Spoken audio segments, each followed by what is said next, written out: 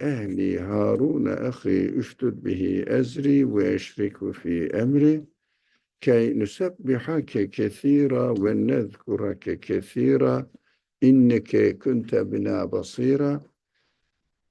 Allahümme allimna ma yenfa'una ve enfa'na bima allamtana ve zidna ilma ve erinel hakka hakkan verzukna ittiba'ah ve erinel batila batilen verzukna ictinabe. Ve sallallahu ala Muhammedin ve ala alihi ve ashabihi ve etbahi ve sellim. Rabbena gfir lena verhamna ve ente hayrul rahimin. Amin. Velhamdülillahi Rabbil alemin. Amin. We have been studying the ethical lessons from the Quran and some selected verses. And we want to have a dialogue, having an interactive meeting. So don't expect me to teach you. Let's share together, inshallah. And today, inshallah, we are going to study this verse from 25, section 25, surah in Arabic. And its name is Furqan, 63rd verse of the Quran. So I will read the original text and then we will talk about the translation. وَعِبَادُ الرَّحْمَنِ الَّذِينَ يَمْشُونَ على الأرض هَوْنًا إِذَا خَاطَبَهُمُ الْجَاهِلُونَ قَالُوا سَلَامًا.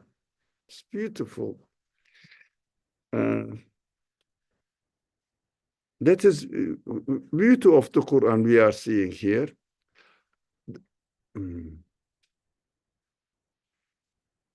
The translation goes, the worshippers of the Lord of mercy. It means human beings, those conscious beings, they are called really ibad. But in the term of the Quran, ibad means everything created is God's worshipper. We'll talk about it. Let me read the translation first. The worshippers of the Lord of mercy are those who walk humbly on the earth and who, when the foolish people address them, they only respond with the word peace. In Arabic, salam. Everybody knows salam. So even the non-Muslims say salam. It seems to be, yeah, somebody addresses me in a foolish way, I will say salam. But in our purpose in this discussion, we have to learn how to apply the verses of the Quran, ayat of the Quran, in our practical life, and also get to know not only surface meaning, but a bit underneath it, under layer. Of course, there are really endless layers of meaning of the verses of the Quran, but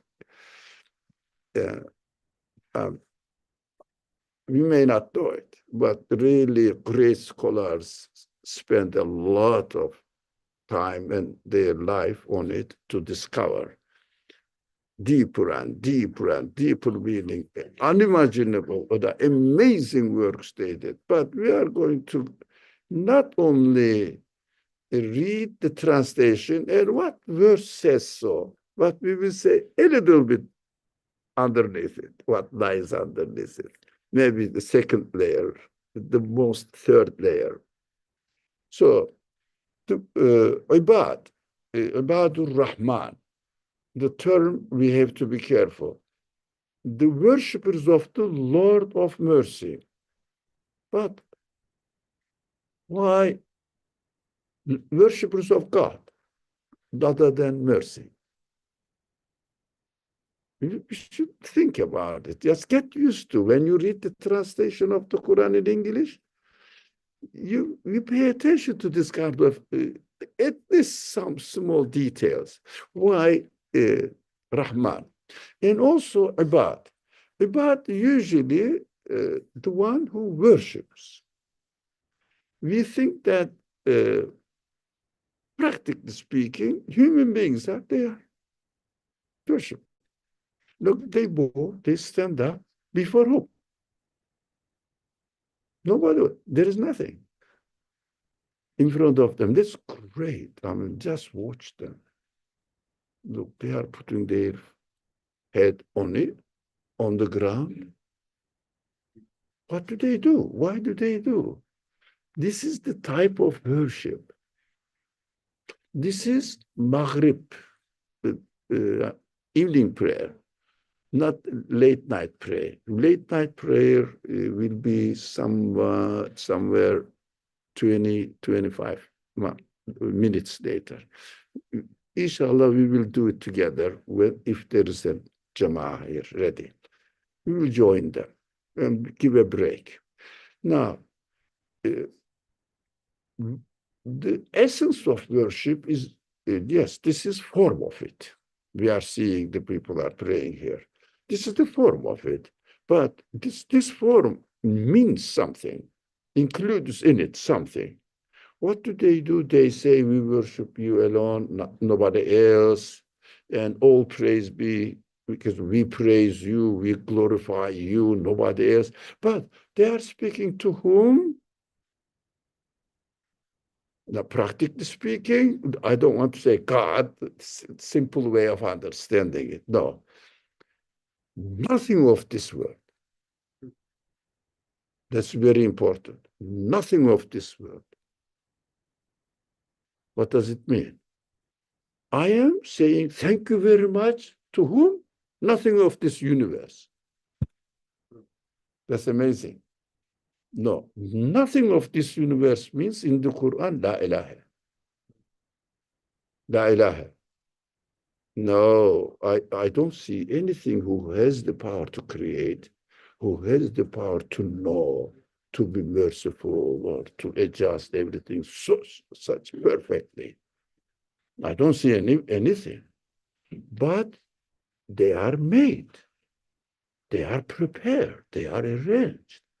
They are presented to us, to other beings as well, animals, plants. Who's doing this? Inevitably, human beings say, definitely, if there is something made, there must be a maker. If there is something existing, there must be a one who gave existence to it. Otherwise, I cannot come into existence by myself. Everything is continuously changing, cannot be eternal. And eternal and continuously changing, that's what contradicts to my mind, human mind. So I say, whoever is doing this is the source of existence, the creator of this universe. So I am expressing all my thanks, praise to him. Do I know him? Have you met him? No, I'm not expected to meet him because he is the source of my existence. Can you imagine the computer is conscious and said, I want to see my engineer. Your capacity cannot, existence capacity is not at the same level of your engineer. Engineer is a conscious being. You are a made being. So we have to understand that. That is why in the language and teaching of the Quran, when it comes to belief, the Quran describes this or qualifies this as belief in ghaib. Ghaib means what? Unseen. Sorry? Unseen. Let's unseen. Yeah. Perfect. This English translation. What is unseen? Like everything that's not like in the physical space. No, but there must be. Yeah. The one there must exist. There must be. That is ghaib. We always live in this world as believers in ghaib. Even the atheists believe in ghaib. Do they? Yeah. They say, oh, who made this? There must be some maker, huh? Have you seen him? No. They believe in ghaib. Do you understand? Definitely this building has an architect. Sure. And this chair has a designer, manufacturer. Have you seen? I don't have to see. Do you understand? I don't have to see. That's it. Especially something harms them. For example, he parked his car in front of his house, and in the morning came and somebody bumped in this car. Calls 911. So he says, look, somebody crashed into my car and damaged me. And the police says, have you seen him? No. How do I know? How do you believe that somebody did it? That's obvious, man. That's obvious. But they believe in ghaib. We have to understand that we are believing in God in not a strange way. It's very human. And everybody believes in ghaib. But when it comes to creator, the source of existence of the universe, some people say, I'm not going to submit. They say, I don't believe in those supernatural things. It's not a supernatural thing. It is the source of existence, the creator, the one who realized the existence of this universe. It's not something strange. This is so just logical conclusion. You have to, definitely. So, Ibad means the one who acknowledges this and declare it in his consciousness, in his understanding, and makes it clear in his behavior. Now, for example, anything, whatever I say, air provided by him, water provided by him, my clothes provided by him. Who created the material and the human being who made it into this form? By him.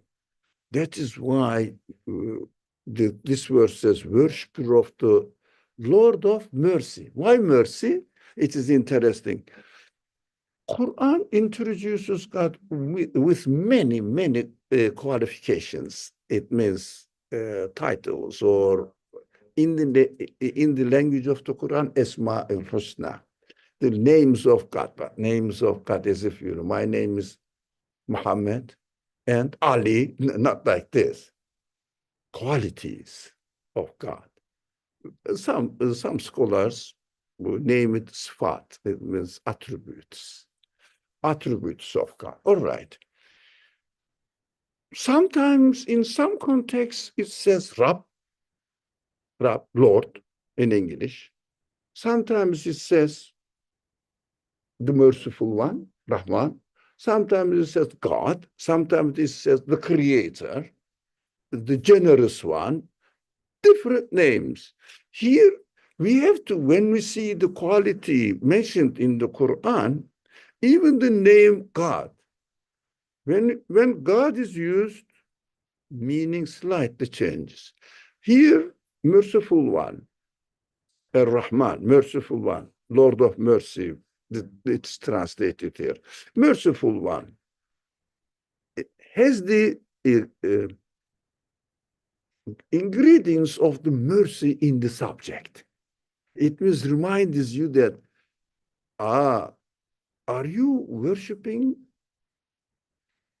the merciful one, the creator, but the merciful one emphasized mercy. Why? Because of the content of the verse will demonstrate it. And we will understand why the verse is going to tell us something, it is the verse will say, since your Lord is, your creator is merciful, you have to treat others in a merciful way. It's a hinting there from the beginning. You got it? So when we read, most of us read the Quran from English translation. Even if somebody is native speaker, like you said, for example, ghaib means unseen. But still, ghaib needs explanation, unseen needs explanation as well. There is no difference. But we have to be aware of the conceptual meaning. What do I mean by conceptual meaning? Every discipline, physics, mathematics, chemistry, biology, whatever is the history, literature, they have their own terminology. So, same word used in our daily life means something, but the same word is used in physics, completely different. In mathematics, oh, it's another story.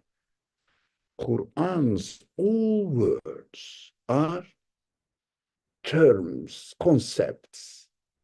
So we have to have a dictionary of the Quranic words, but it's a huge business, not Arabic. We have to be alarmed here. Not dictionary of Arabic language. No, Quranic language. But scholars, great, risale-i-Arab, Lane, dictionary, they are volumes of 30 volumes or something, risale-i-Arab.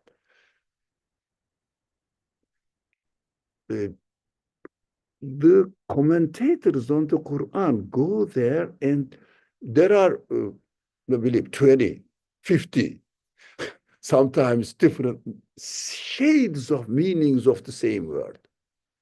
And they found out this meaning fits here. But we have to be experts.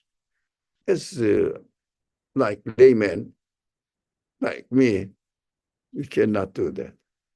But they find out. Of course, the more you study, the more familiar you become with the language. So Rahman is here used definitely for a certain purpose.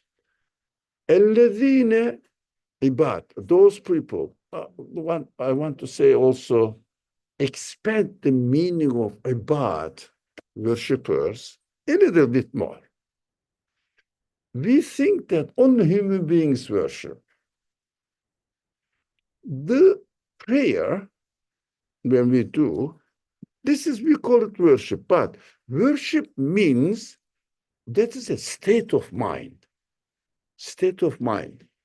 Always, as much as we remember, of course, we have to keep in mind that I am created and everything else is provided by the creator of the universe for me, as far as I am concerned. As far as I am concerned, everything is provided. Atmosphere is only for you, for me.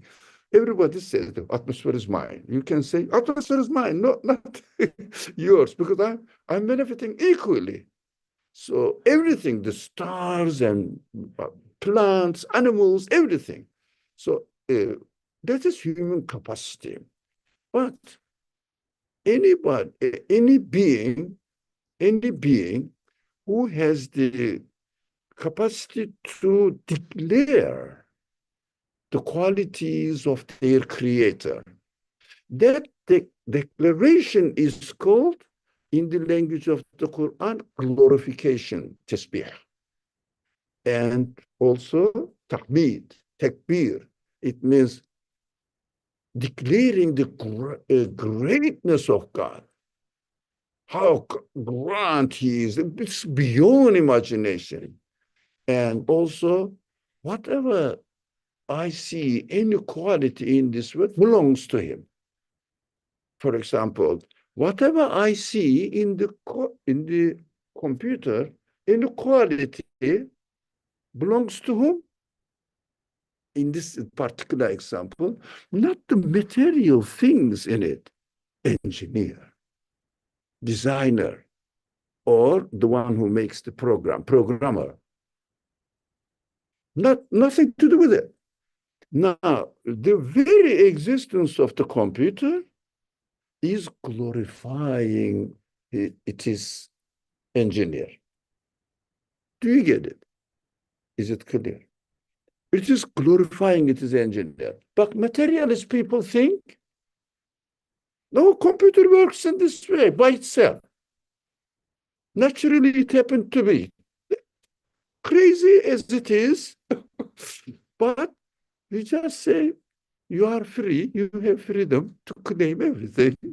But be careful, whatever you claim, you will suffer the consequence of it. We understand that in the language of the Quran, in its widest sense, when ibad or worshipper, English translations usually say my servants. It's not wrong.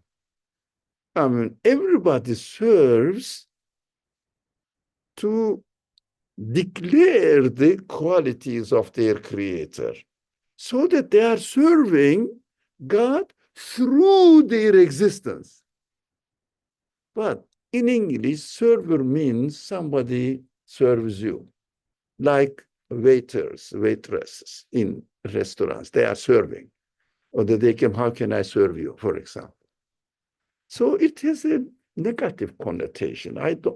That's why I don't prefer it. But the simple way of saying it, the server, we have to understand, ibad includes every being according to their capacity.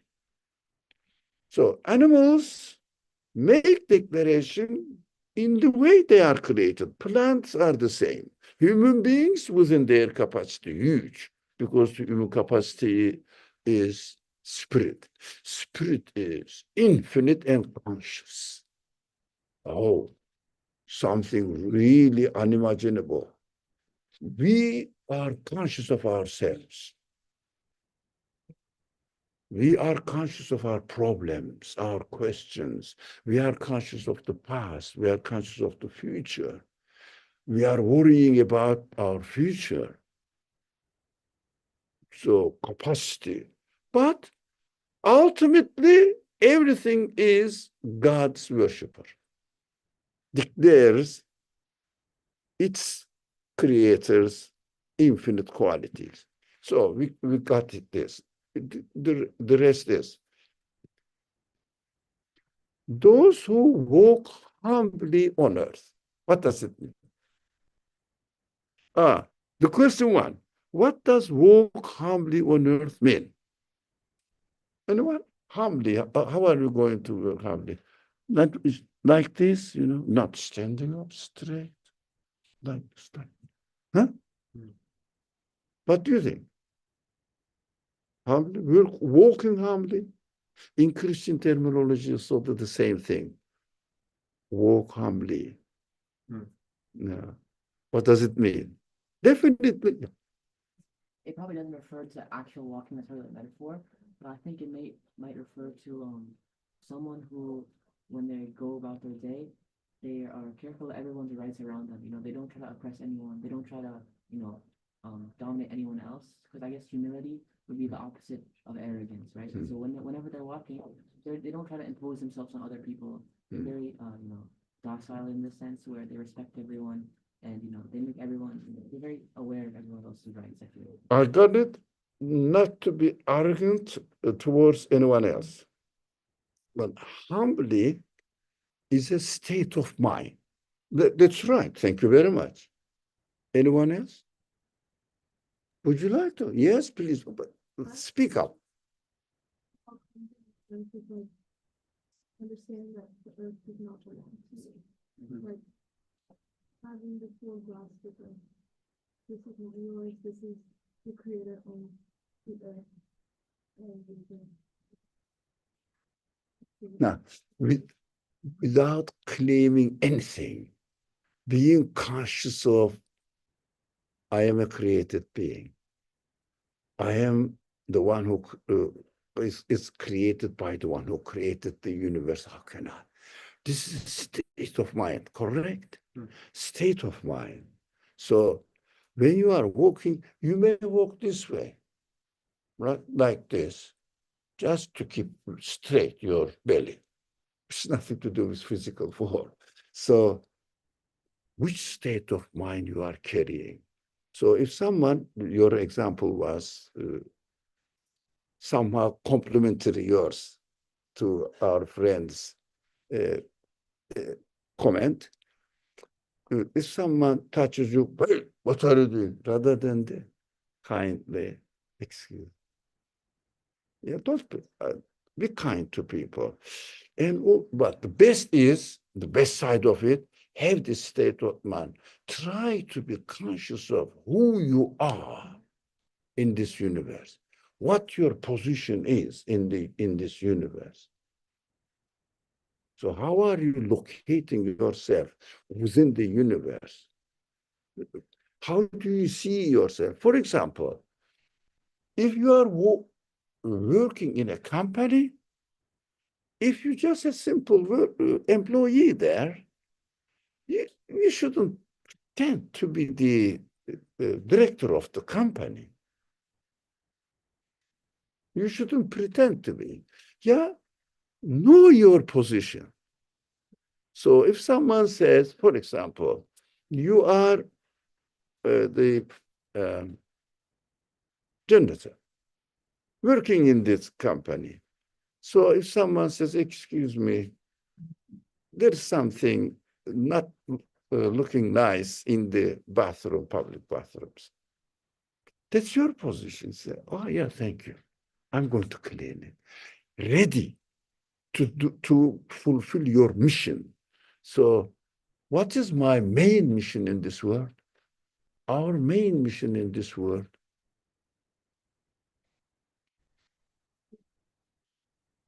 Worship Allah. Worship Allah. Be conscious of you are a worshiper. You are expected to keep this consciousness. Now, I am always indebted to my creator in every sense, whatever he creates.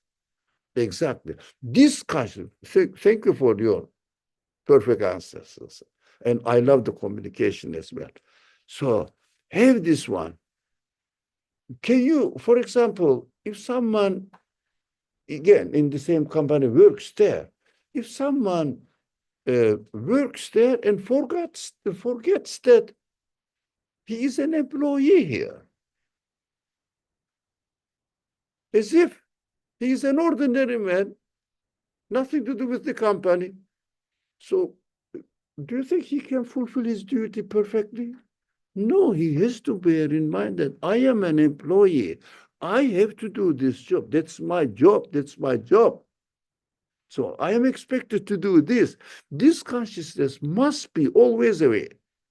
In this world, for example, if you go to the grocery shop, what do? I came here to buy what I want to buy it. So you go there and you don't know what you are doing, just walking around. I mean, is it right? Definitely wrong. But when we are in this universe to express our thankfulness, our grace, being grateful to the Creator, we are walking in this world as if we have no mission. As if we have no mission. No, I'm waiting for the train to come, for example. Now, that is your body's job. Your spirit is waiting for something else. I am here created in this position. So that is what I have to bear in mind. When the train arrives, what are you going to say? Train came in time. No, alhamdulillah. You arranged this. You employed this for me. This consciousness needs to be kept really always in alarm. That's why I understand walking humbly on the earth means knowing who you are. knowing who your Lord is, what your mission is. This consciousness, living in this world, not only during the prayer, yes, it is definitely needed, more concentrated.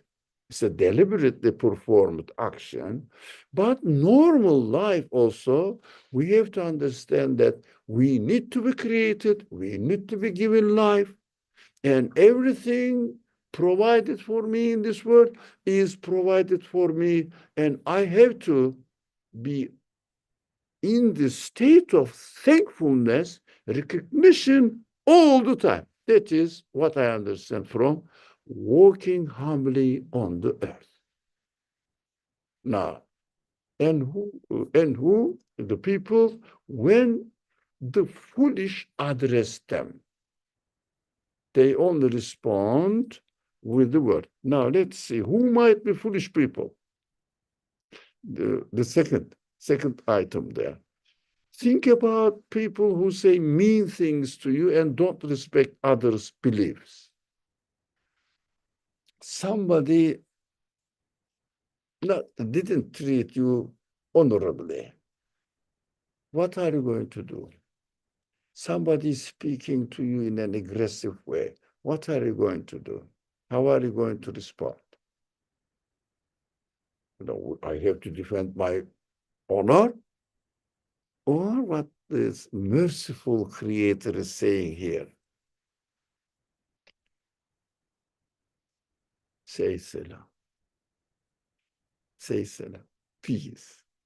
You understand? It means, look, if a child, let's make the case clear. If a child, when you are walking in the street, says something nasty to you, what do? Laugh at it and go. Child. That foolish means doesn't really know. But not only that somebody address, إذا خاطبهم, somebody speaks to you in an inappropriate way, just be kind to them. But how? Not accept it. Yes, your honor is your honor. But if there is an expression, I don't know whether this expression is used in English or not, but if a dog bites you, what are you expected to do in response? To bite it? Would you like? What do you do? Defend yourself. And this is the dog. I cannot be a dog like them. I cannot be a dog like them. What shall we do? If they make a Jama'ah, we will join. Let's see. But not. Would you like to make a Jama'ah for Salat Isha? Now, can you just call Azan, and when you say the comment, we will join you, inshallah, whoever likes it, right?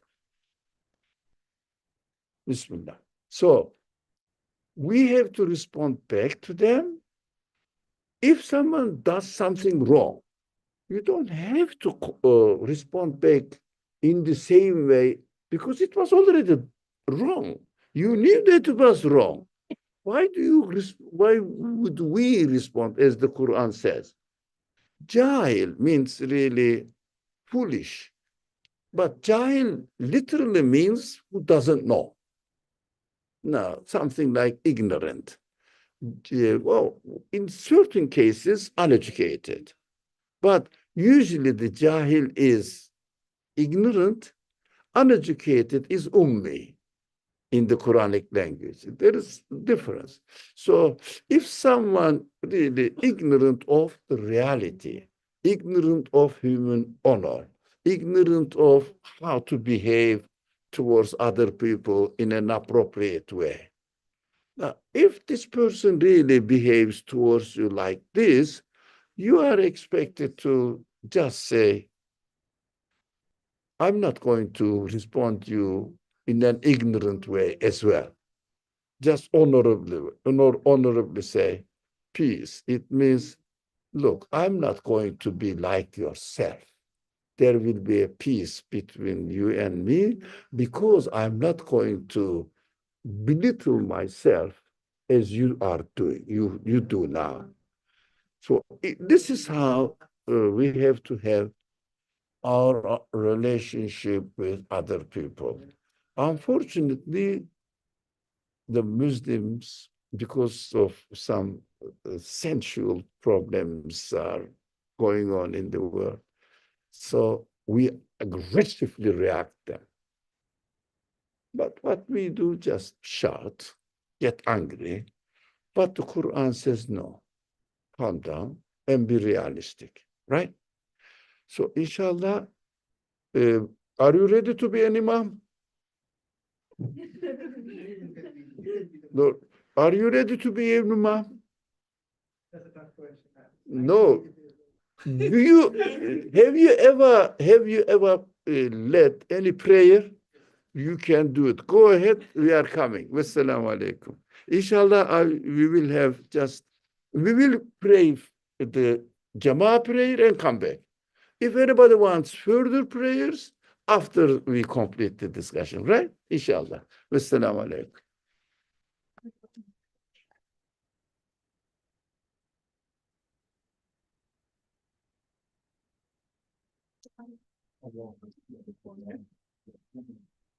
Like the one with the blonde hair, I was like, yeah, that's it. You're the foreigner. Firangina, see you. It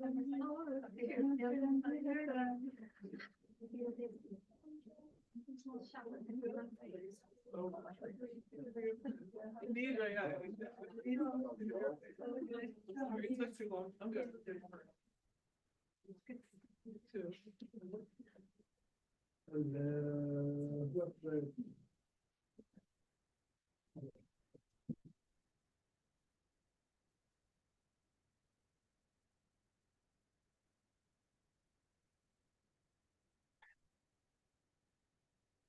الحمد لله رب العالمين الرحمن الرحيم مالك يوم الدين إياك نعبد وإياك نستعين اهدنا الصراط المستقيم صراط الذين أنعمت عليهم غير المغضوب عليهم ولا الضالين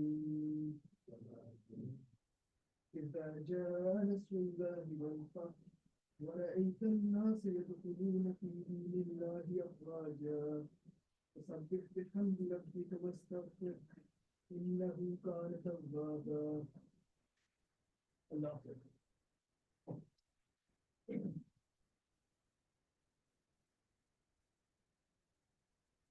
الله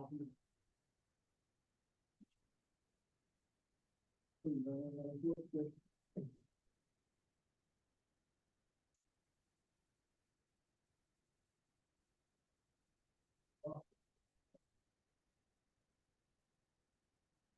الله أكبر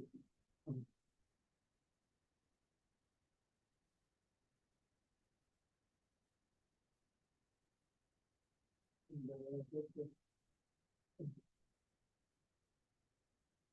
الحمد لله رب العالمين الرحمن الرحيم مالك يوم الدين إياك نعبد وإياك نستعين اهدنا الصراط المستقيم صراط الذين أنعمت عليهم غير المغضوب عليهم ولا الضالين تبت يدا أبي لهب وتب ما أغنى عنه ماله وما كسب سيصلى نارا ذات لهب وامرأته حمالة الحطب في جيدها حبل من مسد الله أكبر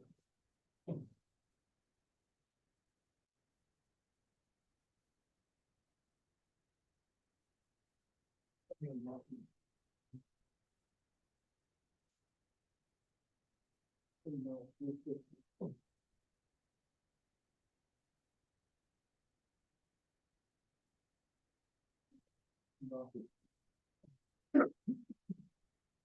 الله أكبر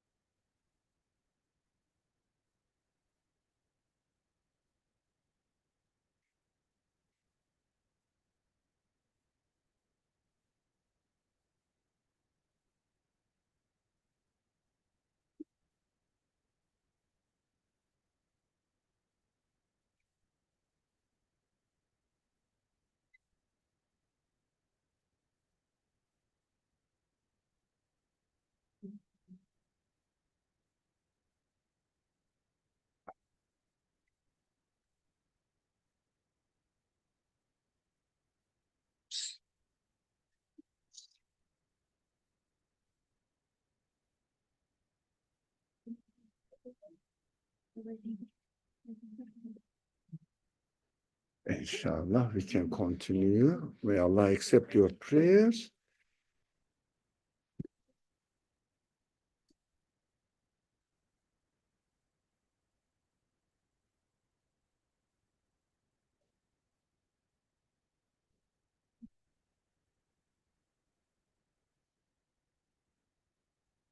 Uh, I'm reading the message. Sensual problems in the world.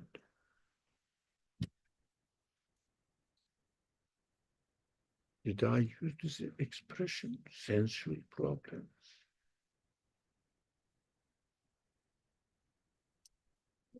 Our friend. Uh, excuse me?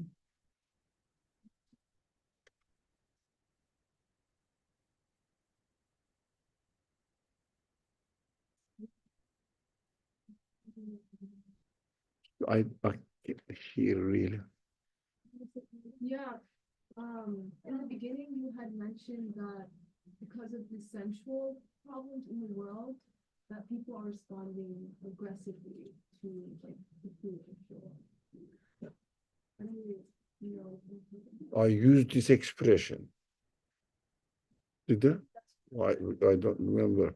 Yes, I have the same question. In which context? Do you remember anyone? It was talking about, I think it was the second question or third one. Oh, the second question, how might the Polish At least that is what I heard. No, doesn't matter. Yeah, but in which context? Because sensual problems have many aspects. You were talking about peace, that's when you mentioned that.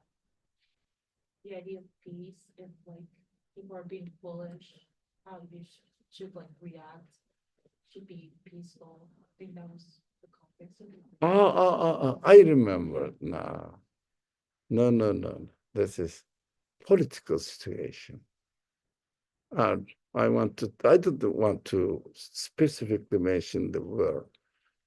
Some excitements. Muslims nowadays attention now for certain political problems. I meant that one. Now, but I didn't want to get into, I don't like this political matter brought into our Quranic discussions and talking about peaceful behavior. So I avoided it using a more general term. No, I think that is what I You may be referring to a different word rather than sensual. Maybe you mean somebody said political or sensitive or provocative, yeah, controversial.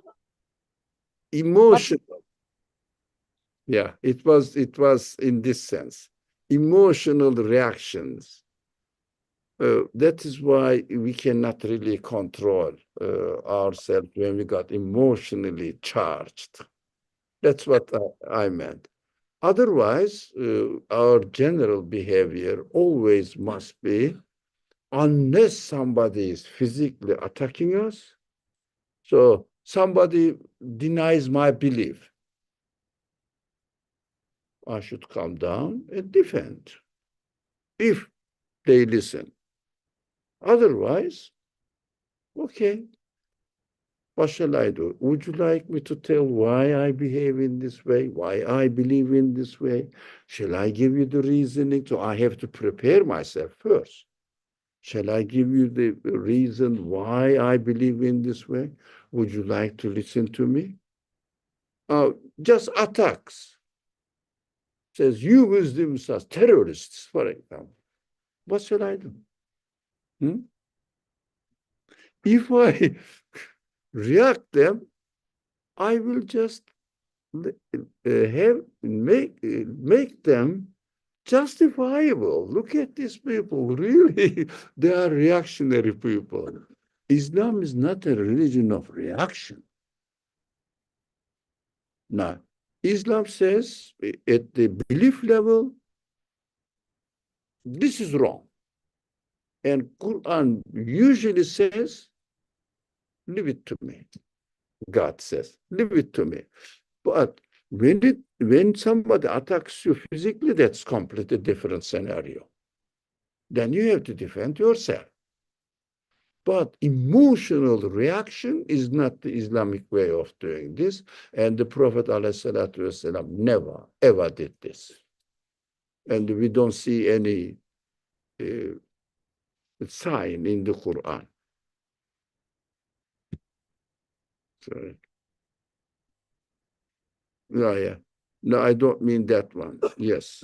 I don't think you, Zaid, our friend says, I don't think you meant sensual thing. He meant sensitivity. Yeah, sensitive. Yeah. That's the best. Zaid, thank you very much. Yeah, sensitive subject. we don't go there. So let me go over this questions here. Take me this one up. And 3. If someone doesn't, first of all, debates. Debate seems to be challenging, and young people love it. Or emotional people, sensitive people love it. I personally don't think debates are Islamic. Why? Debate means two people stand up. One says, I defend A, the other one says, I defend B. Rather than trying to understand what is reality, what is truth, what truth is, debate means to defeat the opposite. So they don't benefit from anything, from each other. Just enmity and anger grow. So debate is not. But let's have a panel. You present your idea, I present my idea. That is what the Sunnah, as far as I understand from the practice, the practice of the life of the Prophet. A Christian group of people, envoy, came to Medina. Prophet welcomed. Their idea was to debate. Yes? Maybe at the end it proved that they came here for argument. So, but Prophet took a positive, positive attitude, accepted them as their guests, presented whatever the position or facilities they had that time in the masjid. This most honorable hotel, 5 stars hotel, is the masjid, the Nabawi. So restaurant was the masjid, hotel was the masjid, and also meeting place is the masjid. Everything is masjid, and he didn't have any problem to have them as his guest in the masjid where all Muslims business are discussed there. It is we have to understand that Islam is a transparent religion. We have nothing to hide. We have no hidden agenda. But defense, war positions are different. It is war. It is hot battlefield condition. But practically, Islam is clear. We have nothing to hide. Why should I hide? Do you have any bad plan to harm anybody? That's what we are reading the verse. Do you intend to harm anyone? What are you going to hide? So why do you bother? Somebody comes and wants to see what is going on in ICNYU here. Welcome. Welcome. Come on, join us and listen what we are saying. We have nothing to hide. It is a transparent.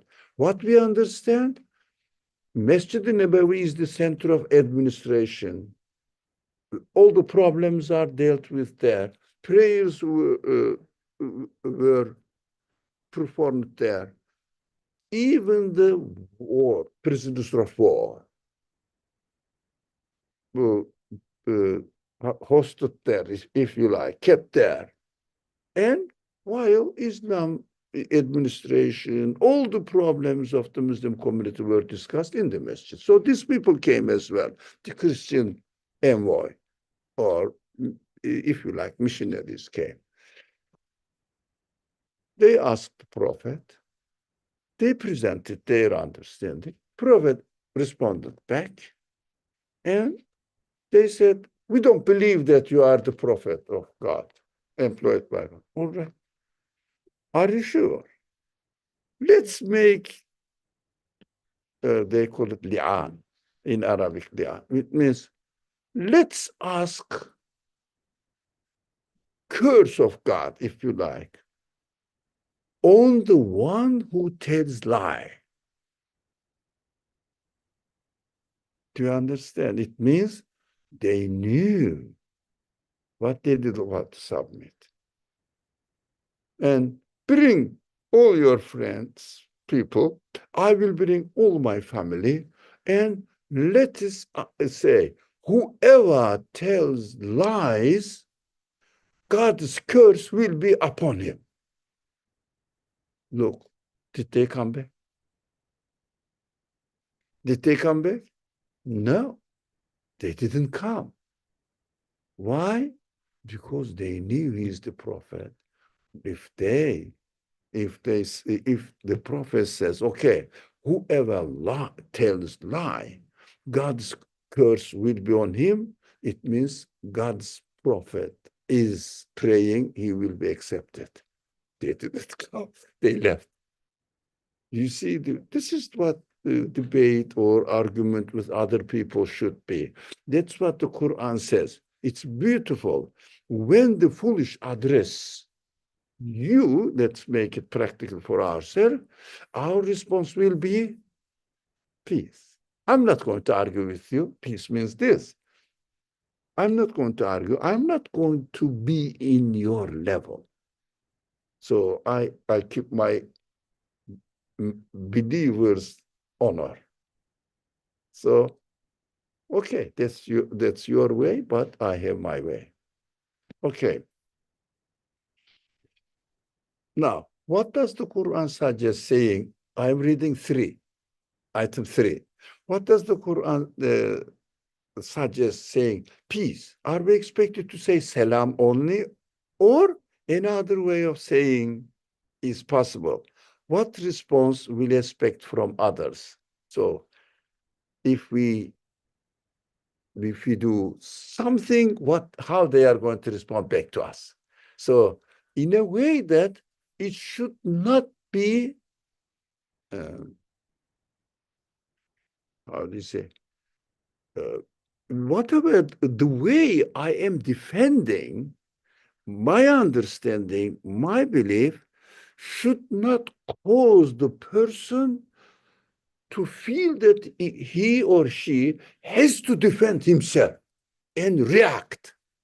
So make it help the person to calm down. It is the most mature way of treating with other people. Of course, qalu salama literally means they say salam. So we cannot say somebody said something to you or behaved in an ignorant way. You say salam. No, it doesn't mean that. Your behavior should present peace. Your behavior suggests, let's say, peace between us. If you don't believe, that's up to you. Yeah, but don't attack me. So keep your way, but respect my way in a kind way. That is beautiful. So I'm going to go a bit fast because there is another section after 7:30, not at 7:30. The things are ready there. So for NYU students now, it is a special student event. Are we not supposed to defend the truth? Shall we let it go if someone rejects your idea? Is defending the truth important? How are we going to defend the truth? Can we do that without being aggressive or unkind? Defense. That is why you see these people, some Muslim considerate people, have debates. Can they be kind to their opponents while having a debate? Hard, isn't it? You have to be defensive, aggressive, and try to defeat the opposite. Correct? But unfortunately, people love it. That is something, it's a problem to me. We have to try to gain the person, not cause reaction. So in our behavior, for example, in the school, in workplace, your colleagues may say something. Rather than reacting them, try to gain them, welcome them as much as possible so they will feel comfortable to speak to you as a Muslim person. So you have to defend your Islam, your peace, your religion of submission to God and bearing peace. So your behavior must manifest it. Yeah. I think most people, when they respond, they think about how they feel, and they just want to feel good, and so they just attack the person, as opposed to thinking about the well-being of the other person. And I think what's being asked of us here is to also recognize your responsibility, actually, to the person you're having the disagreement with. And so the idea isn't to beat them, the idea is to actually bring them to your side. And you can't do that when you attack them. Yeah. They're just going to attack you back. So if someone is satisfied within himself, that's what my criterion is for my practical life. If someone is really satisfied within himself, right? For example, you are right, okay? You are driving, everything is, not speeding and keeping your pace, speed in the right way, and you don't disturb anyone, and police signals behind you. Do you panic?